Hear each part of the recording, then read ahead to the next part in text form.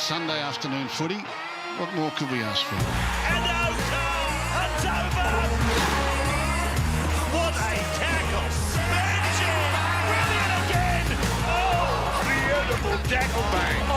Ponga's going to go and score under the post. This is unstoppable! He's into the clear, Napa scored! He's stolen it again! Straight through off the... Don't you love your Sunday afternoon footy?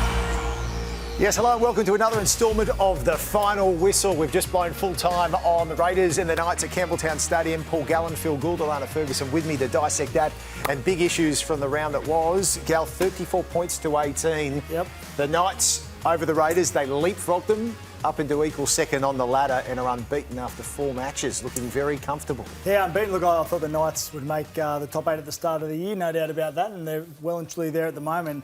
Played great, just total enthusiasm, effort and energy for the whole 80 minutes. I mean, the first half, particularly the start of it, was absolutely outstanding, really caught Canberra napping, and Canberra just lacked enthusiasm and effort, and it was really their senior players. I mean, Jack Whiten and the hooker really struggled to get going in that first half. They came back in the second half a little bit, but it was all too late. Newcastle were just too good. I thought what Newcastle did really well to the Raiders pack was tire them out, whether that be through Mitchell Pearce's kicking game.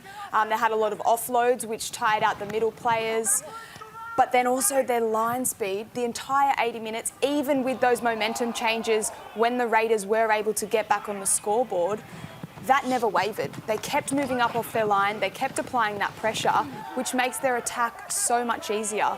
And they just had great options because their ball players and their strike players were running to the line so well, and the execution that we see out there to Edric Lee, that's brilliant. Gus, Newcastle clearly on today and with some big names back, but what about the Raiders? They clearly weren't at their best from the get-go. Yeah, look, complacency is a silent disease. You don't know you've got it until it's too late. And that's what happened with the Raiders today. And it's not so much an attitude. You might think mentally you're there and you really want to do well, but physically you make some poor decisions. You're not on the pace of the game. You think the close enough is good enough. You just sort of roll through without really giving thought, to what you're trying to achieve. I thought the Raiders turned up today with a very generic type attitude, very generic game plan. They never had any focus of how they're going to attack the Knights. And they just seemed shocked that the Knights were everywhere they went. Every time they put a play on, the Knights were there to make a tackle. Every time they tried something, the Knights were there in numbers. And it was just too overwhelming for them. The Knights' enthusiasm and passion for the contest. And this has got to be a big thing for clubs too, because we're playing in front of no crowds. You've got to create your own atmosphere. You've got to create your own enthusiasm. You've got to be ready to go from the get-go, because if you're not, they probably are, and they're going to get Gus, you. do you think the travel every single week for Canberra will be an issue at all throughout this season? Of course it's going to be an issue. It's going to be an issue for everyone. But they Newcastle have to do it every week. Newcastle came from further away, and they did it last week too. They went to Campbelltown twice. Newcastle statistically are actually close. So, is it really? John apparently Not actually by close. Freddie got the calculator and Google Maps out during the commentary, apparently. Depends which highway you take. Yeah, exactly. Well, and I would imagine the route Freddie would have taken would be longer than Newcastle. Yeah. Anyway, let's get into the long road the whole time. What he does. Could be a long trip home from Campbelltown Stadium for him tonight. What caught your eye over the weekend, Gus? I've got a feeling it might have come from this match. Yeah, look, I've been bragging about Cameron Munster all weekend. Loved what he did down there in Melbourne. But Kalen Ponga today, outstanding. Last week suspended. Newcastle missed him.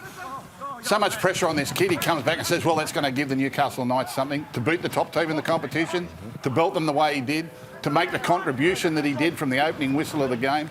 Incisive breaks himself, some great defensive play, leaps for the ball, for the high ball, supporting his teammates around the field. This is one special player. I mean, really special player.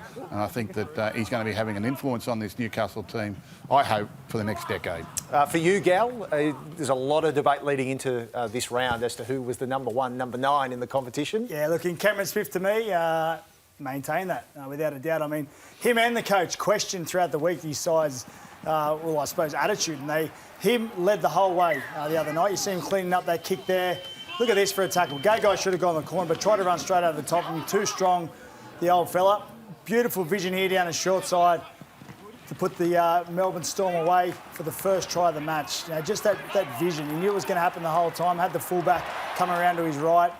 Set up the try there. He had a fantastic game. He was involved in the last try of the match also, and I think still cements himself as the game's best number 9, and I still think probably the game's best player. Alana, Eels, Seagulls, there was always going to be a lot of focus on this match, and Mitch Moses, under pressure, stood up. Yeah, he did. I thought that he did particularly well in the first 40 minutes, Brace, with his kicking game. He's very clever in the way that he attacks the line. But at this moment in particular, there was 7 minutes to go in the game, and he kicked this field goal to put them 7 points ahead. What that did to Manly mentally, that's a lot. He showed that he could control the game in a crucial moment. I think the signs for the Eels' future are very bright with him making those decisions. Very controlled, very patient response to the game. There was a controversial call at the end of the game, but essentially it won the game, that kick. And I think him being that composed and playing such a big role in that side this year, that will take them far. All right, let's look at some of the key talking points from the round behind us now. The Broncos, 58-0 in week 1 of the finals, beaten by the Parramatta Eels, their biggest ever defeat. No one thought, at least not anytime soon, that it'd get topped. The Gus, 59-0 Thursday night at Suncorp Stadium. What is the answer to the questions that all those Broncos fans out there have at the moment? Well, there's two things I want to say about this performance. First and foremost, since the middle of last year, I've had real concerns about the Broncos in the way their players are developing, in the style of football that they're playing, particularly their mentality when things get tough. It's just not developing at all, and I wasn't surprised that they got tailed up in the semi-final at the end of last year by Parramatta. Now, this game the other night, you've got to remember that the Broncos had a very, very young forward pack. A lot of these fellas, there's been no second-tier football. We've got rid of our under-20s competition a couple of years ago. It's harder for kids to come into the top grade. I'm not surprised by what happened on Thursday night. A little bit surprised at the extent of the scoreboard, but this is in, you know, any team that's below strength playing against these top teams is probably going to get tailed up in this competition. But I'm still very, very concerned about the development of this Broncos as a club and as a team and the style of football that they're playing. And even the footballers that they've got don't look to me as though they're personally developing in their knowledge of the game. So Brisbane Broncos are right up against it at the moment. At an average age of 23 and a bit, Gal, across the board for the players, is there any slack that can be cut for them, or is there just been too much damage done? Not in first grade. There's no excuses once you cross that white line and get on that field. You've got to get out there and do your job. And unfortunately, what Brisbane did the other night just wasn't good enough. And they lacked leadership right across the park. And I thought they also lacked leadership at the end of the game when they wouldn't allow their players to talk to the media. I thought that was pretty ordinary. But leadership on the field needs to be better. They just haven't got an old head there to grab the team, grab the ball. So let's take 5 hit-ups. You halfback, you kick it out over the sideline. Let's just get into the grind of the game. They just don't have that. It's all or nothing for them. They have tremendous athletes in that side. You know, they're powerful, they're fast, they're dynamic. When things are going good for them, they're almost impossible to stop. But when things are going bad, it goes really bad for them. And it's a real lack of leadership in the whole club at the moment. Ben Teo's come to the club. Hopefully, I don't think he'll bring something on the field straight away. Hopefully, he can bring something to the training paddock, which will hopefully in turn reflect on the field. But yeah, look, I'm with Gus. They've got a long way to go at the moment. I'm not riding them off yet. I still think it's too early to totally write them off. Because when they get going, when they're hot, they're hot. But at the moment, they're struggling. I think for me, what the Broncos are lacking at the moment is a really solid 9. And a lot of that, the no direction and the no communication on the field and no one taking ownership, the way that the game's being played at the moment, I think 9 is the most important position on the field. And I don't think they have the right player there at the moment to be able to control those players, those incredible individual athletes, and get them started on that set plan so that they can execute their game plan. It doesn't look like they have a game plan, but I think what they're missing is straight in the middle of the field, that number 9 that has the brains to organise and to set that up for them. I think that's the first point that they need to sort of try and fix, and then that will roll out. Heading into round 5 of the NRL, Nathan Cleary will make his return from suspension. Gus, the big talking point off the back of the Panthers holding the Warriors scoreless on Friday night is who partners him in the halves, Jerome Luai or Matt Burton, who had a blinder? Yeah, it's always been considered that Jerome and Nathan Cleary were the future of the halves combination there at Panthers, and it's sort of been designed and developed that way over the last 3 or 4 seasons. But every now and then a young player comes along who can throw a spanner in the works, and that's Matt Burton, who I think is really special. I love them all. I wouldn't be surprised if Ivan Cleary sticks with the program and goes with Luai and Cleary. But I just know it's only a matter of time because this kid is very special. He might be the best of the lot, and he's a very, very talented player. I do think all 3 will be in the squad. I think what Cleary will do is whoever doesn't make the starting lineup will replace Mitch Kenny on the bench and play a dummy half role if he has to, and then cover for the halves as well. I think you'll find all 3 will be in the squad. But, I love them all, but I think Matt Burton is a very special player. You want that healthy competition, though, in your squad, don't you? Oh, For it's Cleary brilliant. as a Yeah, coach, yeah, to have that extra option to put that pressure on. I think for me, having Cleary makes Luai a better player. They're both incredible players, but Luai's at his best when he is paired up with Cleary, and I think he's best on those short side plays when he combines well with kick-out, when he looks up and he plays the number game. But throwing Burton in the mix, it makes their entire team a better team, regardless of if Burton or Luai plays. That pressure's applied week in, week out at training. Gus, And what's more they've got to step There's up. more to come too, I can tell you. What side of the field does Cleary like? Does he play on the right? Because Burton's such a good option on the left-hand side of the field. He's got that beautiful right-to-left kick. pass, a left-foot kick. He's a big body defensively. And I think that's where the Panthers got it wrong against Newcastle, because they played Burton on the right.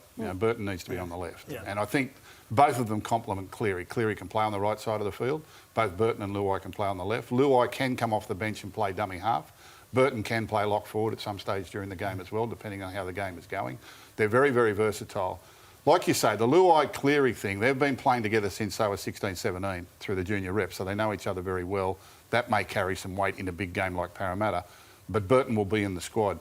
It's only a matter of time, though, before Burton forces his way into someone's starting light-up as a number 6, whether it's Panthers or someone else. So.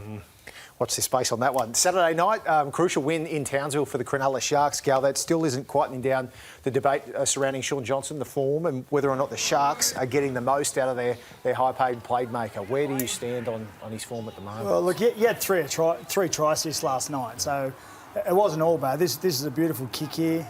Look, for me, Sean just needs to run the ball more. He's such a good player, so much talent. We all know how much talent he's got. Has a try assist here by picking up a loose ball.